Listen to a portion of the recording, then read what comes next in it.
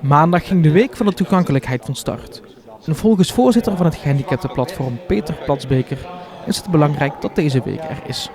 En de Week van de Toegankelijkheid is bedoeld om te laten zien dat mensen met een handicap, met een verstandelijke handicap, geestelijke handicap, lichamelijke handicap, slechtziend en zo, niet altijd overal naar binnen kunnen zoals het hoort.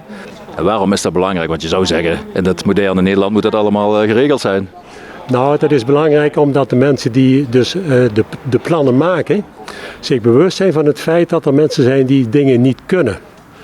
En als je dat kunt vermijden, dat mensen dingen niet kunnen, dan is dat al een aardige winst. Hè? Want wij vinden dat de mensen met een handicap zo maximaal mogelijk zelfstandig moeten kunnen deelnemen aan datgene wat er in de maatschappij gebeurt. En vandaag is dus een soort van ervaringsdag hier voor de ambtenarij. Hebben jullie een circuitje uitgezet of wat hebben jullie gedaan? Ja, er is een circuitje uitgezet. En we hebben het geluk dat we bij het gemeentehuis zijn. Want rondom het gemeentehuis liggen een aantal straten en trajecten die ze heel goed kunnen gebruiken. We hebben grind, we hebben kopjes, we hebben een oprit.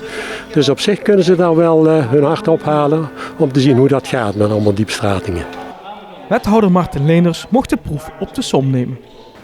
Het is belangrijk om mensen te laten ervaren hoe ontoegankelijk misschien onze samenleving wel is. We doen natuurlijk ons hartstikke best om ook mensen met een beperking of in een rolstoel overal te kunnen laten deelnemen. Nou, ik heb net ervaring gehad. Een simpel drempeltje van 17 mm maakte voor mij al eigenlijk dat ik moest zeggen het was ontoegankelijk voor me. Het is daarom belangrijk dat jullie als college en ook als ambtenaren dit zelf ervaren, dat deze dag wordt gehouden?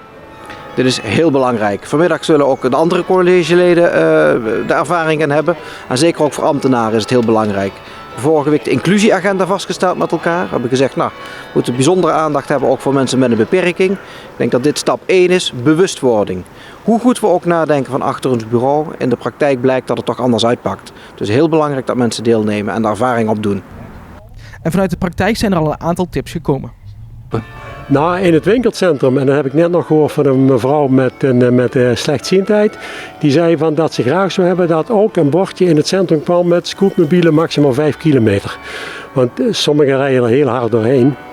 Wij hebben vaker gevraagd om de Schoolstraat het fietsverbod te handhaven, want ook veel mensen met een beperking zeggen, we vinden dat vervelend.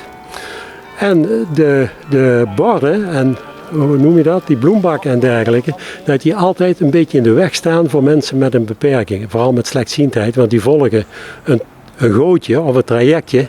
En als er dan iets op staat, ja, dan raken ze dus de weg kwijt.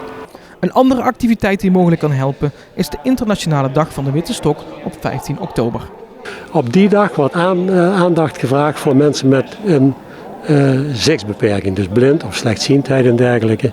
Dat mensen, als ze iemand zien met een witte stok, ook moeten leren als die meneer die stok opsteekt, dat dan voetgangers, fietsers, automobilisten voorrang moeten geven, want dat staat in de wet. Maar dat gebeurt dus niet veel. En wij proberen die dag ook, en dat is voor de politiek bedoeld, dus voor gemeenteraadsleden en voor commissieleden, die zijn die dag uitgenodigd om samen met een tasstok door het centrum te lopen om die obstakels tegen te komen waarvan wij zeggen van eigenlijk moet je er iets aan doen.